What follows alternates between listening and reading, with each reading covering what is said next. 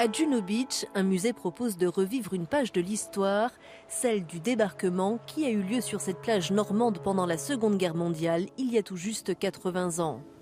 Aujourd'hui, le centre Juno Beach compte réduire son empreinte carbone. Il promeut l'économie circulaire et la protection de la biodiversité. Un projet européen a permis au centre de réduire ses émissions de CO2 de 14% en l'espace de 4 ans. Une visite historique qui se veut aussi tournée vers l'avenir. En 2019, on était à peu près aux alentours de 1100 tonnes de CO2 équivalent émis par le centre Juno Beach, par les activités du centre Juno Beach.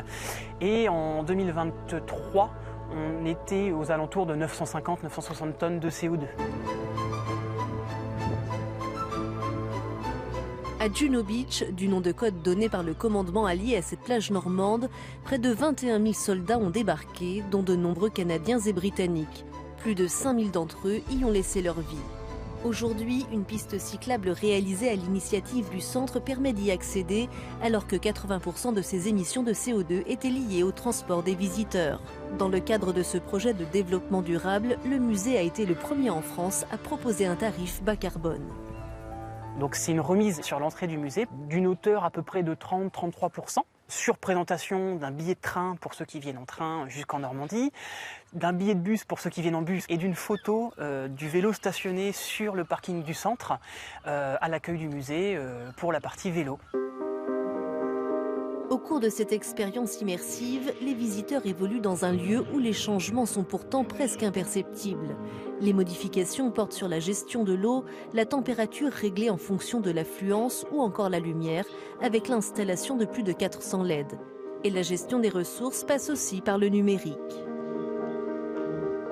Là où il fallait faire des dépenses pharaoniques avant, le numérique permet de rendre les contenus accessibles aux personnes en situation de handicap, par exemple des films du parcours, qui ont été tous traduits en bande-titre ou en sonore, de manière à ce que les personnes malentendantes ou malvoyantes puissent découvrir le parcours.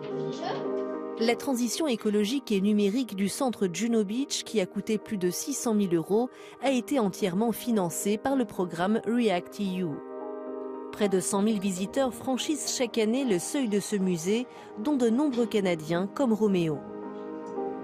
I just learned about Juno Beach completely. I had never even heard of it before. I thought we were just going to the beach.